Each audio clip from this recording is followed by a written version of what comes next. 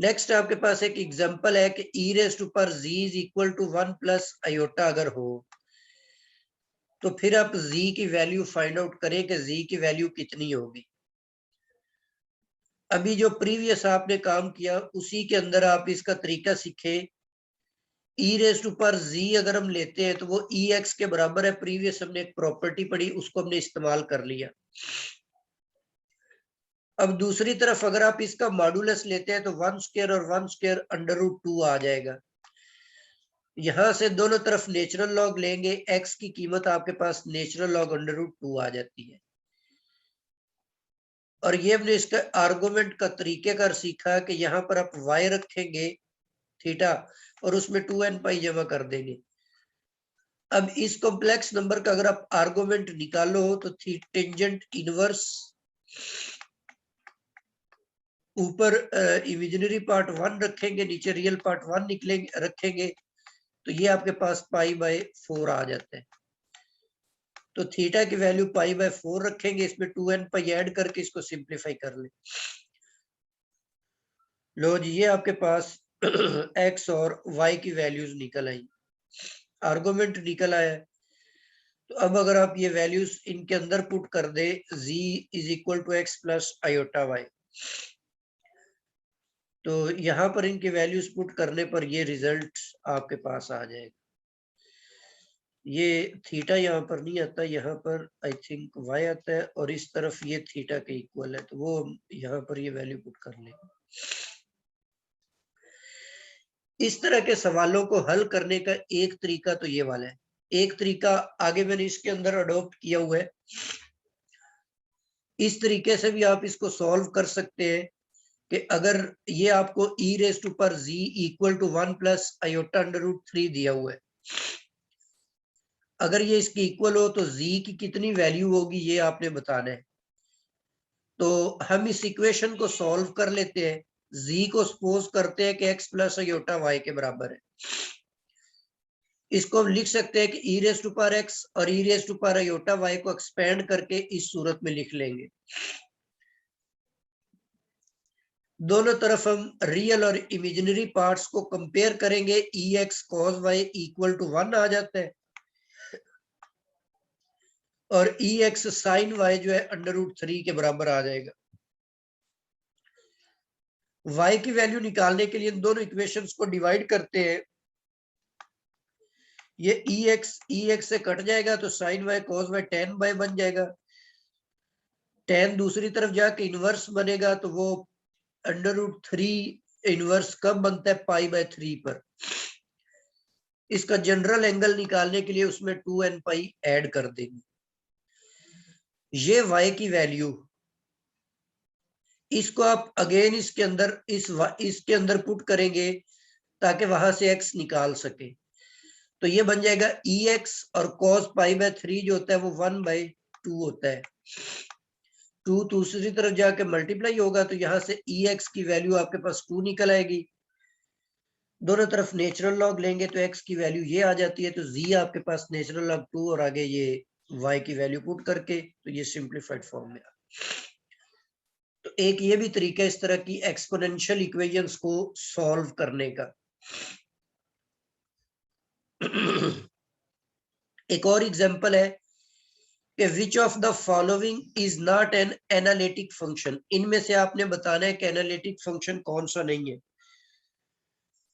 तो ये हमने ऑलरेडी एक रूल बनाया हुआ है कि जिसमें z कॉन्जुगेट इन्वॉल्व हो वो एनालिटिक नहीं होता। तो ये जो फंक्शन है ये एनालिटिक नहीं होगा, बाकी सारे जो है दोनों फंक्शंस एनालिटिक होंगे। इसी तरह नेक्स्ट आपके पास है कि ये एक्सपोनेंशियल फंक्शन है। एक्सपोनेंशियल फंक्शन को लिखने का ये तरीका भी है, मतलब आपको उसने ये बताया कि z जो है ना ये -1 के बराबर है, तो z की वैल्यू बताएं कितनी होगी। तो इसको हम सॉल्व कर ले, जो प्रीवियस मेथड दिया हुआ है उस तरीके से सॉल्व करके भी कर सकते हैं।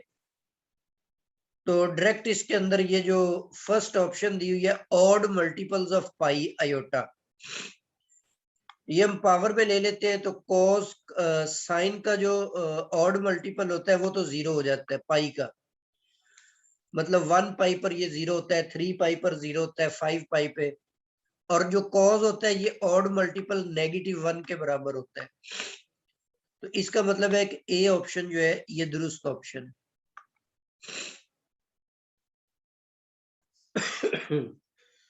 जी नेक्स्ट आपके पास एक और एग्जांपल है।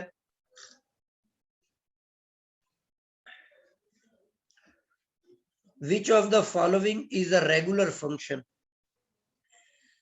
रेगुलर या एंटायर फंक्शन से मुराद आपको पहले बताया हुआ है कि जो होल कॉम्प्लेक्स प्लेन के ऊपर एनालिटिक फंक्शन होता है उसको हम रेगुलर फंक्शन का नाम देते हैं। तो e raise to power iota z भी रेगुलर है और e raise to power minus iota ये दोनों रेगुलर है। तो सी ऑप्शन जो होगी ये करेक्ट ऑप्शन होगी। इसी तरह e raise to power 2 ± 3 pi iota is equal to, तो इसको भी हम सॉल्व कर लेते हैं। ई रेज टू पावर 2 ले लेते हैं और e raise to power ±3 iota. अब यहाँ पर भी वही इसको एक्सपेंड करेंगे तो यहाँ पे आप प्लस माइनस दोनों यूज कर सकते हैं। तो ये 3 पाई पर साइन 0 होता है और cos 3 पाई -1 होता है, तो ये minus e raise to power 2। C is the correct option. इसी तरह एक और एग्जांपल है यहाँ पर e raise to power 2z plus iota और plus e raise to power iota z square, ये लेस और इक्वल है किससे? तो इसकी करेक्ट ऑप्शन जो है वो बी है। सॉल्यूशन इसका साथ दिया हुआ है, इसको आप देख लीजिएगा। ट्राइंगुलर इनइक्वालिटी यहां पर मैंने इस्तेमाल की हुई।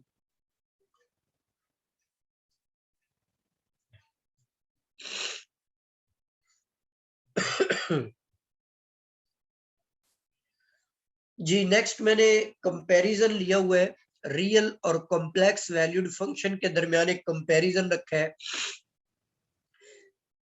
फर्स्ट इसमें कंक्लूजन ये है कि real exponential functions is 1 to 1।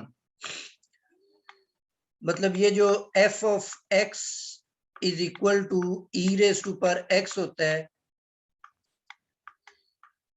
ये फंक्शन 1 फंक्शन है। लेकिन जो कॉम्प्लेक्स एक्सपोनेंशियल फंक्शन है ये 1 नहीं है। दूसरा आपके पास है complex exponential function is periodic, लेकिन जो रियल एक्सपोनेंशियल फंक्शन है वो पीरियोडिक नहीं है। इसी तरह real exponential function can not be negative, ये हम ऑलरेडी डिस्कस कर चुके हैं। मतलब e raise to power x is equal to -1, ये वाली इक्वेशन मीनिंगलेस है रियल एनालिसिस के अंदर। रियल एनालिसिस में इसका कोई सोल्यूशन नहीं निकलेगा।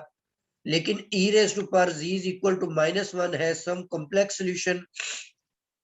ये ऑलरेडी एक एमसीक्यूज के अंदर देख चुके हैं कि इसका result z is equal to some odd multiple of pi निकल आता है। जी यहाँ पर एक और एग्जांपल है कि e raise to power -2z is less than 1, इसकी एब्सोल्यूट वैल्यू लेस देन 1 है। तो ये लेस देन 1 कब होगी? आगे ये 4 ऑप्शंस दी हुई है, इनमें से करेक्ट ऑप्शन जो है वो बी है। सॉल्यूशन इसका आप देख ले, अगर कोई प्रॉब्लम हो तो वो आप डिस्कस कर सकते हैं। मतलब ये z की वैल्यू मैंने x plus iota y put की, -2 को उनके साथ मल्टीप्लाई कर दिया। अब यहाँ पर आपको पता है कि ये एक प्रॉपर्टी हमने पढ़ी कि ई रेज टू पावर जो रियल पार्ट है वो जस्ट रह जाता है इसकी एब्सोल्यूट वैल्यू, बाकी cos square plus sine square वाले फार्मूले से 1 हो जाता है। अब ये e raise to power -2 less than 1 है, तो ई रेज टू मतलब इसको आप यूं भी लिख सकते हैं, e raise to power -2x is less than 1। दोनों तरफ अगर मैं नेचुरल लॉग ले लेता हूं तो -2x लेस देन 1 का नेचुरल लॉग 0 होता है। तो दोनों तरफ -2 से डिवाइड करेंगे तो माइनस नेगेटिव से डिवाइड करने से इनइक्वालिटी बदल जाती है, तो x पॉजिटिव आपके पास निकल आएगा। और x को हम रियल पार्ट कहते हैं, तो इसका मतलब है real part must be positive. एक और एग्जांपल है यहाँ पे e raise to power iota z।